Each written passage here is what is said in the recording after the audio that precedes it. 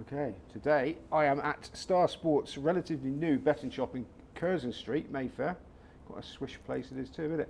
With Barry Beasley. Barry, people that don't know you, started with Coral in 1975, left in 79, went to the Tote, was in charge of their ante-post book, worked as a commission agent, flirted with City Index, run Beasley Racing Services since 89, got a nickname, the Weatherman, semi-retired now, but still work for the Racing Post, and you still mark the card for a leading rails firm in the south. Yeah. Have I missed anything? No, I think you've got everything covered there. So that's a big, long career in the game. Well, it'll be 50 years in 2 years' time, which is a long time, yeah. So how did you get into it? I mean, what was the 1975? Why did you gravitate to betting? About 2 or 3 years previous to that, I always think my dad used to like a bet. He used to have a small bet on a Saturday, and I used to just pick a couple out for him, and we did quite well. So I just always had a handle on the form, and I thought, well, I've got to do something with this. So about 2 years later, a friend of mine was working for Coral's head office in Regent Street, not far from here, and he said, I can get you a job there. So he said, come along, and you got to start off as literally a tea boy, errand boy, whatever, just at the bottom rung. So that's what I did. I went there in 75 and just basically worked my way up doing different little things, Okay, so when you say you were picking out some winners, so you were actively studying the form. I mean, were you getting like form books and stuff there? No, not at that stage, no. Just looking at the... Just quite basic stuff, really, in them days, and then obviously it progressed from there. I can remember buying the Time Form Black Book when I first started at Coral's. I was earning £20 a week, and I used to get the Black Book, which was £3. And by the time I paid my fares and other things, there was virtually nothing left. But I was having the odd bet and probably doubling my wage in them days, But so the Time Form Black Book was my reference point at that time. Okay, so we mentioned that, just going back to your CV, so what would have been the most enjoyable period in that career? I would have said the early 80s, when I was running the anti-post book at the Tote. There was a lot of lively people around in them days, which I used to deal with and speak to direct. That was up to about 85. I moved on in 85. Did work for a couple of commission agents, Sonny Wolf, people like that, who I worked with at Coral's actually. He was one of our bosses, and I became very friendly with Sonny. He worked up till he was 92, by the way. He was a top man. Went on my own in 89, and from 89, probably the next 10 years was the most enjoyable period for me. Working for myself, getting quite a bit of info at the time, and also having the odd bet for myself, which went okay, So that 10-year period was like a golden period. Stakes were a lot bigger in them days, but as time progressed, I wasn't that comfortable with those sort of stakes. I mean, I'm only talking about a monkey or an unraced 2-year-old or something like that, 250 each way, a 20 to 1 chance. So I gradually moved away from that, stakes-wise, but was still, still returning a good figure. So that was the time, 80s and the 90s. As we got into the 2000s, Betfair reared their head, didn't they? And for me, that changed the game completely. They mentioned about commission agents now. You talk about commission agents now, generally means getting on for people that can't get on under their own name. Yeah. I mean, what would have been, we all think that everybody got on whatever they wanted all the time back in the good old days. So was that not the case? No, not really. I mean, obviously it depends who you are, but I was doing quite a bit for Sonny in them days, and a couple of other people I was getting on. Didn't have people going around the shops in them days, which was obviously came a lot after that. I had quite a few accounts at the time, and I was managing to get on, but eventually you get closed down and restricted, and I moved away from that. And my first love was always the form, so I was spending more time doing the form, pricing up races, looking ahead. That's always been my thing, looking ahead for the anti-post races, be it next week or a month's time or 6 weeks' time. That's always been my thing.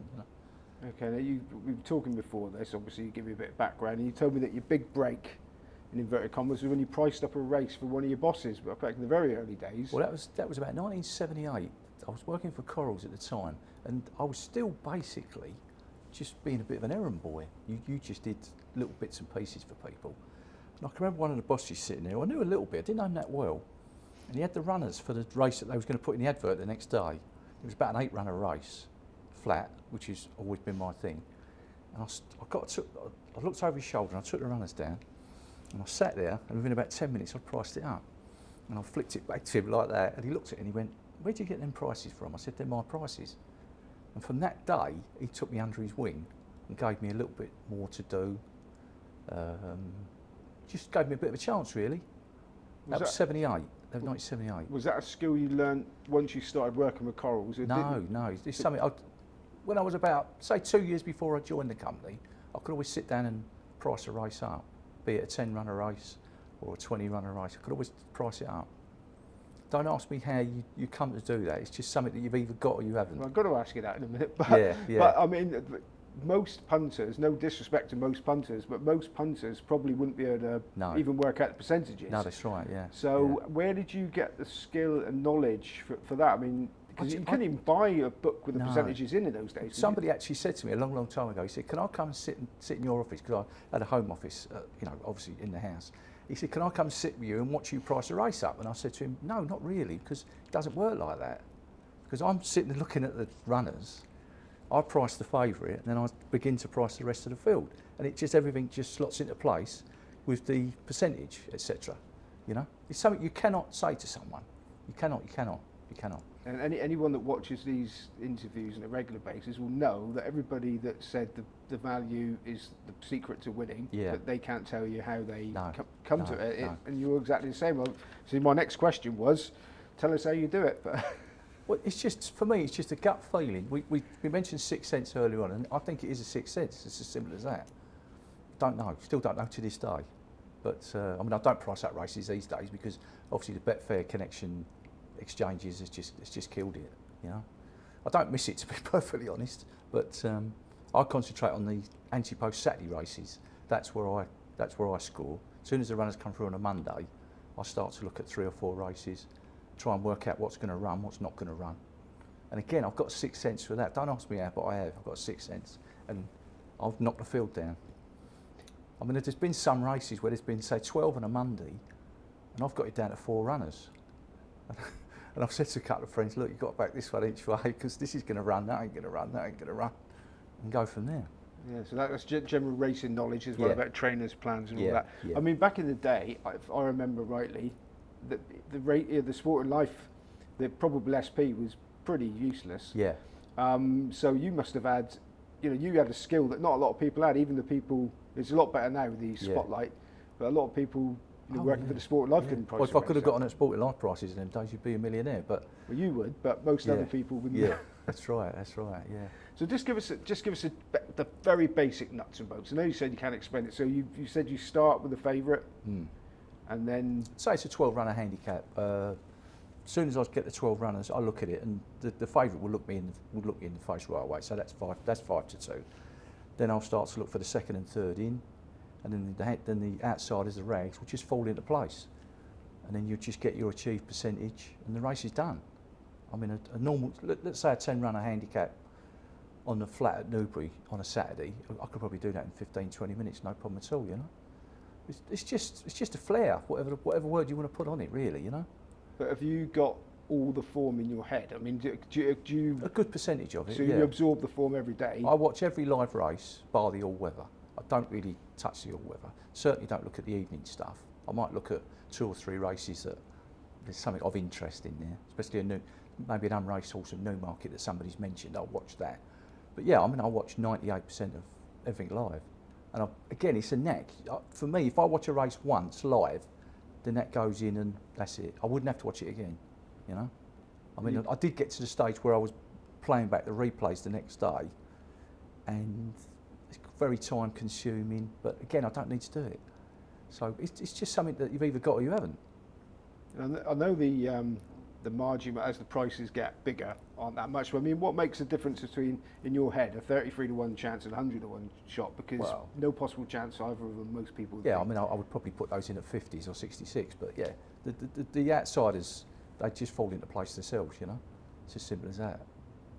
So when you're in charge of the ante-post market for the Tote, and bearing in mind this is for people, the Tote was a bookmaker as opposed to the Tote pool. That was a very big firm in them days, yeah. Yeah, and so you must have, to be good with the ante-post, but you must have had your ear to the ground. Yeah. So did you, how long did it take you to build up a network of really accurate contacts? Well, in them days, I'm talking about the early 80s, there was a lot of owners and trainers used to bet. So I mean, that gave you a tremendous lead for certain races. And then you just built up your own outside contacts, get to hear different things. Again, everything just seems to fall into place, really. You know, were there, when you sort of took over the job, was there anybody saying, look, here's my little black book, or did you have to start from scratch? No, well, look, I did have some contacts at the time. Again, the commission agents that I knew would tell me different things, and again, a couple of people that you dealt with. But it was just basically keeping an eye on people that was coming on. And I used to, in them days, always go to the phone and speak to them and build up a bit of a rapport with them, you know. And they'd start to tell you things, so you'd be surprised. But yeah, again, it just all falls into place. And how many customers would you have had back in those days that were winning customers that used to take it off you? It's very hard to put a percentage on it.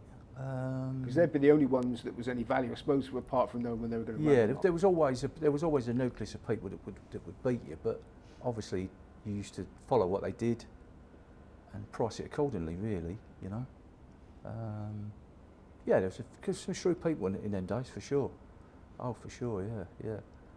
And people you work with, you mentioned somebody called Mike Cowtan. When I went to the Tote in '79, he was the ante-post manager. He's a bit of a maverick, complete one-off. And my ex-boss at Corals recommended me to go and work with Mike. He said, go and work with Mike. He'll show you different little wrinkles, different things. Go from there. And I worked with him for 2 years, and he fell out with the management at the time. I'd say he was a bit of a maverick. And that's where I ended up getting the job. So I was probably a bit young at the time, but it was a real learning curve, I can assure you. I stayed there for 4 years, and then I decided I needed to move on. And how big a position would the company take on the back of your... I was in charge of the ante-post book, full stop. Yeah, I mean, obviously I didn't take things to lose absolute fortunes, but no, I was in charge of the book, all right. Yeah. So what sort of figures are we talking? Would you stand one if you didn't fancy one for the Derby? How much would you stand it Well, for? obviously the Derby's such a long range book. You could have built up a real liability by the time the flat season starts. Probably if you had an ante-post book, you could have a loser for about 20, 30 grand. You know, easy. I mean, we're talking about 1980, 81. It's a long time ago. So would you have people sort of ringing up with the unraced 2-year-olds to win the Derby and big prices? And would you lay anybody like that? Yeah. Well, in them days, unraced 2-year-olds used to get 100 to 1. 66 to 1. And I'd be guilty of doing the same myself. We used to go around the shops and someone would have mentioned something, say, in the previous September, an unraced 2-year-old. And, in them days, you used to get a lot of that. Yeah. But again, it was just building up rapport with certain people. That, you know, if they come on and they wanted their 50 each way at 33 for next year's guineas, and it had never seen the light of day, then it's a tremendous mark. Tremendous, you know. For when it actually did see the light of day, oh yeah, but actually coming on to win the guineas of the Derby. Yeah, you're going to wait for the horse to come out anyway for its debut, and go from there. I can remember in about, I think it was 81 or 82, I had a contact at the Dick Hearn yard, and he phoned me up one day and he said the Major's got a horse running at York today. He said, we think it's quite good. He always underplayed it.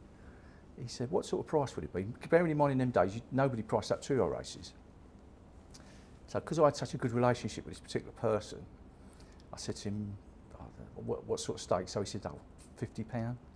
I said, okay, 6 to 1, 650s. Okay, got it. And it turned out to be Garitas, who was the second coming.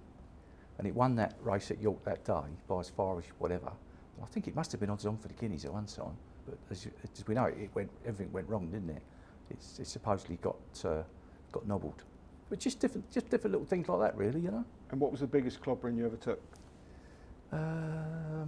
85. All the favourites won the classics.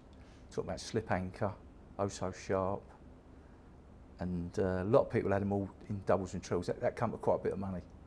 That wasn't a good year. That was 85. Even now, when I watched the documentary the other week with Steve Caulfield on, and they said to him, what's your favourite horse you ever rode in? And he said, Oh So Sharp. And I just switched it off. I couldn't watch it. So that was that, you know.